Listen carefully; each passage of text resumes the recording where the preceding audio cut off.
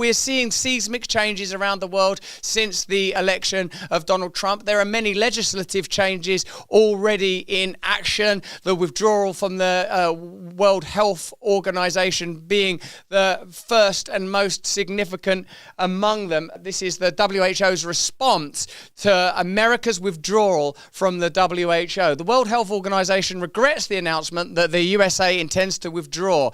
The WHO plays a crucial role in protecting the health security of the world's people, including Americans. Now, what do you think this end indicates, Lara? Is this an end of globalism? Is this a positive step forward for America? Or does this indeed place the world's vulnerable and the health of Americans and the health of people around the world in jeopardy? Is this, do you think, an endorsement, an early endorsement of the Trump administration? Or do you think this is an indicator of a malign administration? This is an administration that's carrying out its promises, and it's doing it from day one, right? I mean, Trump said on the campaign trail that he was going to withdraw from WHO. You know, last time around, he withdrew from the Paris Climate Accord. He was looking at the United Nations very closely. It really marks the era of Trump doing something that Americans, millions of Americans, have wondered about for a long time. Like, why are you a member of a group that every chance they get, they stand up and say how awful you are? You know, I mean, so that's, you know, and you're paying all the bills, or not all of the bills, but you're paying most of them. But so the WHO in that respect is representative of the UN and all these other global organizations. However, what's different with the WHO is COVID, right? Because you can make arguments, and I was born and raised in Africa, so, you know, I know that there are Africans who are part of these programs and supposedly benefit from this, although never seen any improvement in the standard of living or the health of any of these countries where the WHO operates in practice, right? So I'm not sure how much good it does, but this is the kind of safety net, or so we believe. However, what happened with the WHO during COVID was that they really led this march on the world that was based on one lie after another. And what you saw, COVID brought into clear focus this clash between global governance and global organizations and the individual rights and freedoms of sovereign nations and sovereign individuals. You know, I mean, Europe was ready to toss the Nuremberg Code out the window. It's like, oh, goodbye, Joseph Mengele, goodbye, you know, Nazi, Holocaust, and all the rest of it. We don't care about the Nuremberg Code anymore. It's time to talk about forced vaccinations. Well, you know, the Nuremberg Code was implemented specifically to prevent you from being forced to do something medically. But in the United States, you have a Bill of Rights, you know, and you have a constitution, and people are not just going to go along with that. They're not going to indefinitely suspend their liberties. And then, by the way, sign on to a treaty that says that the WHO, the next time there's a pandemic, is going to be in charge. So really, I think it was the mass murder and harming of people all over the world that brought this issue of global governance into focus. And I don't want to talk too long. I want to hand it over to Neil.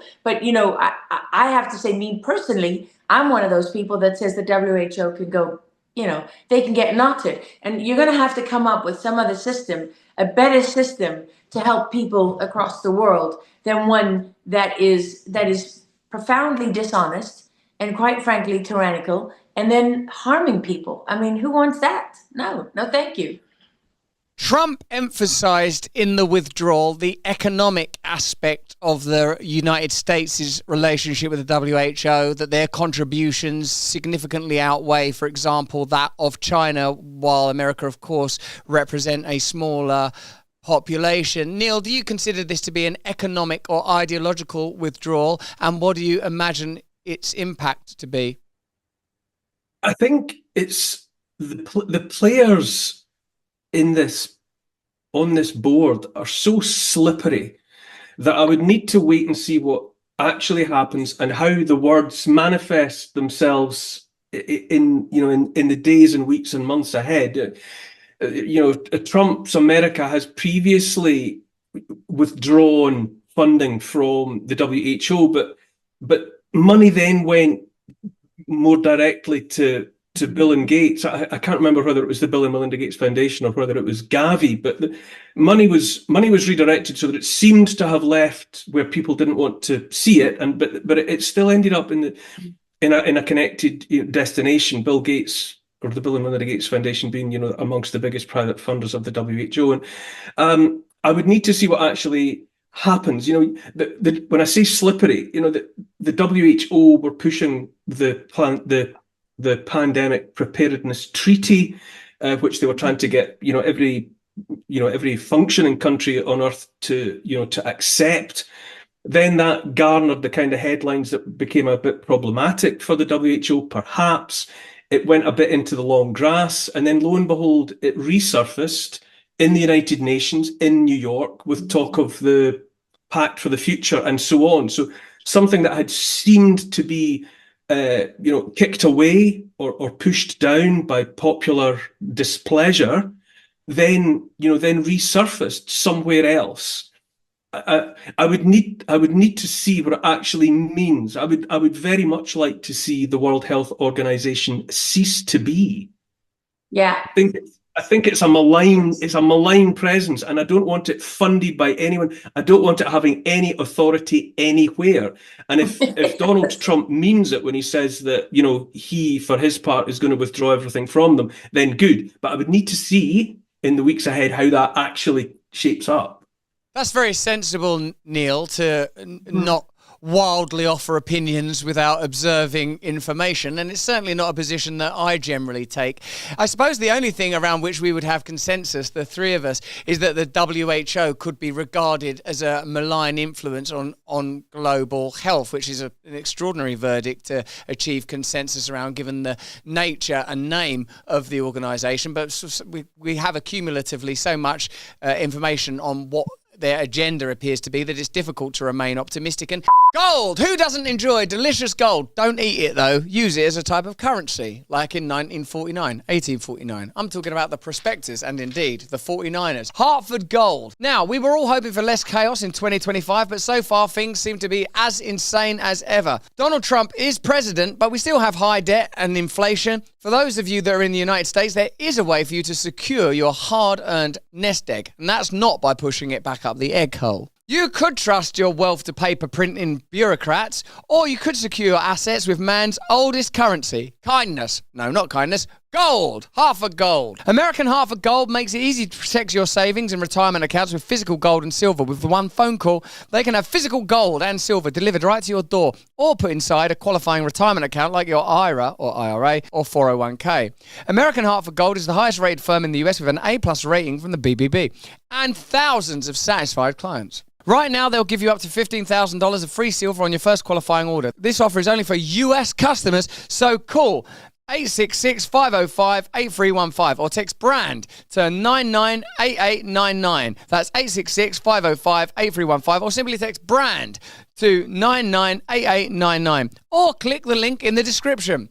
Get up to $15,000 of silver and protect your future in this crazy, crazy world with some beautiful, solid, precious metals from American Hartford Gold. American Hartford Gold, solid, precious metals, something you can rely on in a crazy and impermanent world. It's Trump's opposition to globalism that forms at least a significant part of his popularity and I would say power, but the reason I'm so grateful to both of you and for the complexity and nuance that you bring to your opinions always on all of the subjects that we've discussed over the years is because this isn't a simple matter of the kind of neoliberal left bad and compliant acolytes of a globalist agenda and MAGA populists, good, bold opponents of globalism. And it's interesting to bring in here Whitney Webb's take on this subject. To be fair, Trump also left the WHO in mid-2020, says Whitney Webb, a brilliant journalist, and then redirected what was once WHO funding to the Gates-funded Gavi Vaccine Alliance that Neil just mentioned, while leaving leaving the WHO is positive, says Webb. It's not the slam dunk summer advertising, especially considering Gates' recent comments on Trump's enthusiasm for his vaccine innovation proposals.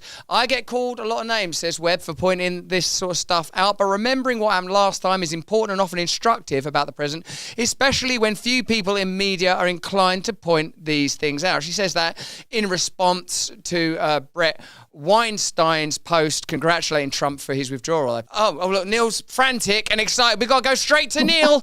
Who cares what I think? I've just spent my life trying to get in this position. Neil Oliver's got an impulse. Neil, what are you saying? Go on, Neil. It's over to you, mate. It's just, it feels to me as though it's like we're circling a black hole. You know, there's some hard to see, unfocused entity of centralization that is at the heart of things in the way that a black hole is supposed to be somewhere in the universe, a sort of universal attractor.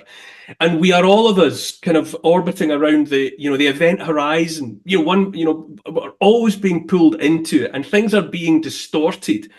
And the wonderful, Whitney Webb there, what she's pointing out, that's almost certainly what she's saying there is where I got, my information from, that I said in my first response to your question about things just being redirected.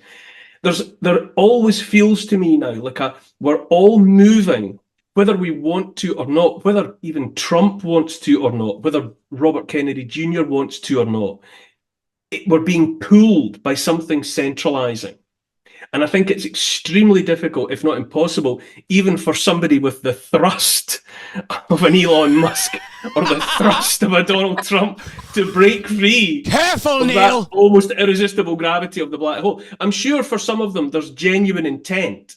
There's a genuine will and a desire. I mean, you said that Trump was anti-globalist, and I'm sure in some ways, some parts of his DNA are, because I think he's very much he's a game player.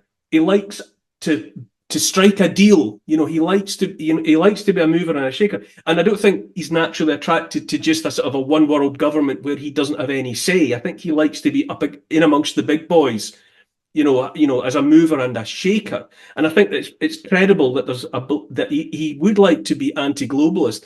But I think the gravitational pull of globalism is very hard. A very hard one from which to break free. And I mean, Lara, hailing as she does from South Africa, there's another excellent South African of my acquaintance, Nick Hudson, and he has come up with this idea of Hudson's razor, where he says that if something is being pushed as a global crisis requiring only a global solution, a one-size-fits-all solution issuing from a central point, and if, as the third criterion, any opposition to that, any challenge to that is brutally suppressed, Hudson's razor says that that's a scam.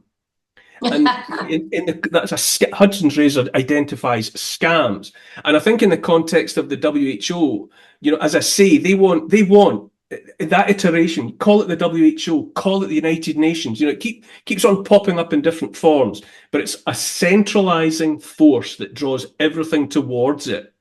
And we've just, as Whitney says, it's a bait and switch. Okay, we'll take the money from the WHO, but we'll be sucked towards the same destination by giving it to Gavi. Gotta watch. If Hudson's razor is real, Neil, you should use it to trim your beard, he said. I very dare you. With almost no self-awareness. Hey, thanks for watching. If you want to see more uncensored content where free speech can flourish, join our live stream. Click the link right here to watch the next video if you want to, or become a member of a growing movement. Download the Rumble app and you'll be informed every time we make a new piece of content. Stay free.